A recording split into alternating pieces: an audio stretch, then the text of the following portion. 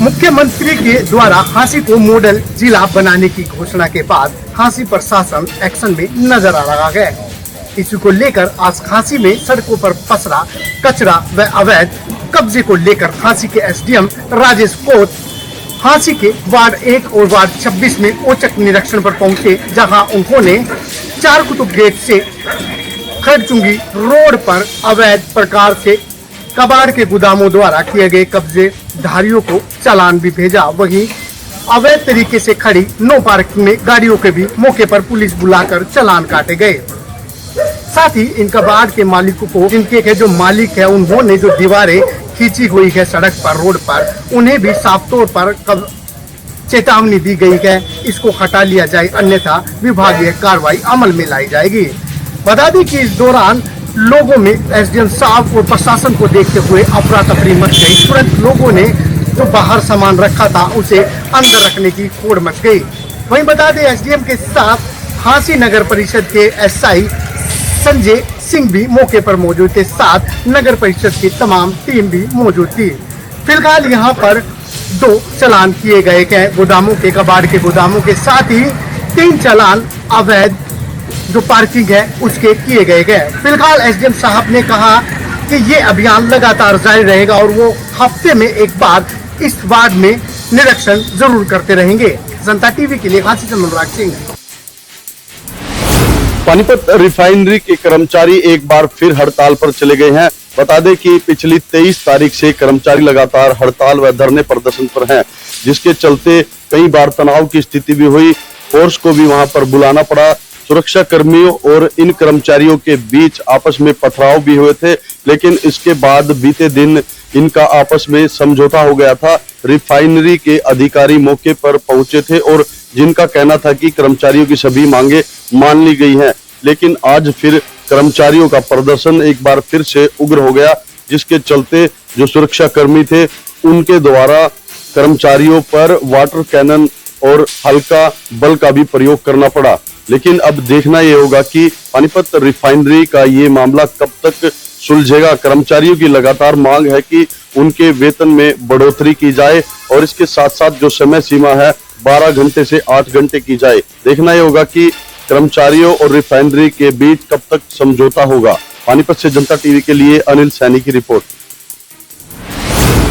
सरकारी अस्पताल में ड्यूटी पर तैनात चिकित्सक के साथ पुलिस विभाग द्वारा अभद्रता का मामला तूल पकड़ता जा रहा है। बता दें कि गत रात्रि ड्यूटी पर तैनात प्रशांत चौहान के साथ पुलिस बल द्वारा खींचतान करते हुए मारपीट करने का आरोप है, जो वो यहाँ के जो डॉक्टरों ने लगाया था। उसके विरोध में देर रात को ही यहाँ चिकित्सकों ने गोंडा के सरकारी अस्पताल की बात करें तो चिकित्सकों ने यहाँ स्ट्राइक करके यहाँ वर्क सस्पेंड कर दिया था। आज सुबह जी डॉक्टरों की जो टीम है, जो यहाँ अस्पताल में जो मौजूद कर्मचारी है या अधिकारी है, उन्होंने वर्क सस्पेंड करते हुए पुलिस प्रशासन के खिलाफ नारेबाजी शुरू कर दी है। हालांकि इस एपिसोड के बाद पुलिस जो आला प्रशासन है वो हरकत में आया था।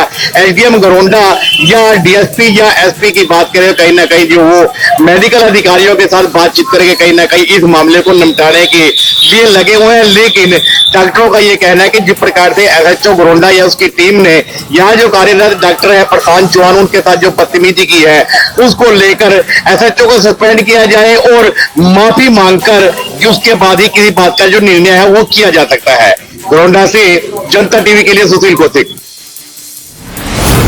होली का त्योहार भाईचारे का त्योहार है। ऐसे में इस त्योहार पर लोग एक दूसरे को गुलाल लगाकर होली का त्योहार मनाते हैं, परंतु ऐसे में ही 4 मार्च को जहां एक तरफ लोग होली का त्योहार मनाकर दोपहर को अपने घरों में आराम कर रहे थे, उसी समय आदेश नाम का एक व्यक्ति जो कि पीछे से बुलंदशहर का रहने वाला है, वो फरीदाबाद में किसी कंपनी में काम करता था और 4 मार्च को दोपहर को ऑफिस के काम के लिए जो है वो घर से बाइक पर निकला था, पर सेक्टर 62 पर पहुंचते ही एक सफेद रंग की तेज रफ्तार कार ने उसे टक्कर मार दी। टक्कर होने के बाद कार सवार जो है वो पूरी तरीके से घबरा गए और मौके पर ही घायल अवस्था में आदेश को छोड़कर फरार हो गए। आसपास के राहगीरों ने घायल अवस्था में जब आदेश को देखा तो इलाज के लिए निजी अस्पताल में भर्ती कराया, जहां पर उसको डॉक्टरों ने मृत घोषित कर दिया। वहीं पिता की शिकायत के आधार पर पुलिस ने आरोपियों के खिलाफ मामला दर्ज कर लिया है और जांच शुरू कर दी है। जानकारी के मुताबिक पुलिस प्रवक्ता यशपाल सिंह ने बताया कि जो आदेश नाम का व्यक्ति है वो पीछे से बुलंदशहर का रहने वाला है और शादीशुदा है, उसके 2 बच्चे हैं, जो यहाँ पर एक कंपनी में काम करता था। 4 मार्च को दोपहर को काम से निकला था, अचानक जो है वो कार से टक्कर हुई, जिसके चलते आदेश की मौत हो गई। फिलहाल पिता ने जो है वो कहीं ना कहीं शिकायत दे दी है। इसी के आधार पर पुलिस आगामी कार्रवाई कर रही है। फरीदाबाद से जनता टीवी के लिए मुकेश राजपूत। बुधवार को जहां फाग त्योहार पर लोगों ने खुशी मनाई, वहीं कई लोगों के लिए यह बुरा भी रहा। समालका में दोपहर बाद समालका के सामान्य हॉस्पिटल में घायल लोगों की भीड़ जमा हो गई, जिसमें कई रोड एक्सीडेंट से घायल थे तो कई लड़ाई झगड़े व मारपीट से घायल थे। वहीं मारपीट के दौरान काफी लोगों के सिर फूटे हुए थे, जहां डॉक्टरों ने उनका प्राथमिक इलाज किया और कई लोगों को रेफर भी किया गया। वहीं रोड एक्सीडेंट में भी काफी गंभीर लोगों को देखा गया। वहीं घटनाओं के बाद समालका में पुलिस की भी भागदौड़ जारी रही और थाना व चौकी पुलिस के पास शिकायतों की लाइन लगी हुई थी। समालका से जनता टीवी के लिए राकेश वर्मा। सोनीपत के सारंग रोड पर आज उस वक्त अफरा तफरी का माहौल बन गया जब एक चलती इको गाड़ी में अचानक आग लग गई। चालक ने सूझबूझ दिखाते हुए गाड़ी से कूदकर जान बचाई और देखते ही देखते आग ने पूरी गाड़ी को चपेट में ले लिया। आसपास के लोगों ने आग बुझाने का प्रयास किया और दमकल विभाग को इसकी सूचना दी। सूचना मिलते ही दमकल विभाग की गाड़ी मौके पर पहुंची और आग पर काबू पाया गया। फिलहाल पुलिस आग लगने के कारणों का पता लगाने में जुटी हुई है। सोनीपत से जनता टीवी के लिए सुशील मोर। रोहतक में कल फाग वाले दिन बड़ा एक सड़क हादसा हो गया। सड़क हादसे में 4 युवकों की मौत हो गई, जिसमें 2 सगे भाई बताए जा रहे हैं और एक चचेरा और एक ही गांव का ही व्यक्ति है। चारों के शव को पुलिस ने पोस्टमार्टम के लिए पीजीआई में भेज दिया है, जिनका आज पोस्टमार्टम हो गया है और शव को परिजनों के हवाले भेज दिया है ताकि दाह संस्कार किया जा सके। साबला पुलिस के डीएसपी राकेश मलिक ने बताया कि कल वो फाग वाले दिन उन्हें सूचना मिली थी कि दिल्ली रोड स्थित चुराना बाईपास के पास एक सड़क हादसा हो गया है, जिसके बाद वह मौके पर पहुंचे तो पाया कि एक कार सवार व्यक्ति ने 4 बाइक पर बैठे व्यक्तियों को टक्कर मार दी और वह टक्कर भयंकर थी। टक्कर लगने से चारों नीचे गिर गए और मौके पर ही मौत हो गई, जिसके बाद पुलिस ने चारों के शवों को पोस्टमार्टम के लिए पीजीआई भेजा और चारों की पहचान एक ही गांव के रहने वाले सोनू, राजा और विनोद के रूप में हुई, जो कि एक ही गांव के बताए जा रहे हैं। हालांकि एक व्यक्ति राकेश भी है जो कि उसी गांव का रहने वाला है और पुलिस ने मामला दर्ज कर लिया है। आसपास के सीसीटीवी कैमरे खंगाले जा रहे हैं। पुलिस का दावा है कि जल्द ही कार चालक को गिरफ्तार कर लिया जाएगा। रोहतक से जनता टीवी के लिए संजय कुमार। हरियाणा में राज्यसभा का जो चुनाव है वो काफी अब दिलचस्प होता हुआ नजर आ रहा है। प्रदेश में राज्यसभा चुनाव के लिए आज नामांकन के आखिरी दिन 2 सीटों पर 3 नामांकन दाखिल हुए हैं। बीजेपी के उम्मीदवार संजय भाटिया ने नामांकन भरा है, वहीं कांग्रेस के उम्मीदवार के तौर पर करमवीर बौद्ध ने पर्चा दाखिल किया है। इसके साथ ही राज्यसभा के चुनाव में बतौर निर्दलीय उम्मीदवार सतीश नांदल ने नामांकन दाखिल किया है। सतीश नांदल का समर्थन 3 निर्दलीय विधायकों ने किया है, जिसमें देवेंद्र कादियान, सावित्री जिंदल और राजेश जून शामिल है। नामांकन दाखिल करने के बाद बीजेपी के उम्मीदवार संजय भाटिया ने पार्टी के नेतृत्व का जहां आभार जताया है, वहीं कांग्रेस के उम्मीदवार करमवीर बौद्ध का भी ये कहना है कि वो पार्टी के नेतृत्व के आभारी हैं और इसके साथ ही उन्होंने अपनी जीत का भी दावा ये कहते हुए किया है कि कांग्रेस के 37 विधायक उनके साथ हैं। हालांकि निर्दलीय के तौर पर सतीश नांदल ने जो नामांकन भरा है, इसके बाद हरियाणा के राज्यसभा चुनाव पर सभी की नजरें टिक चुकी है।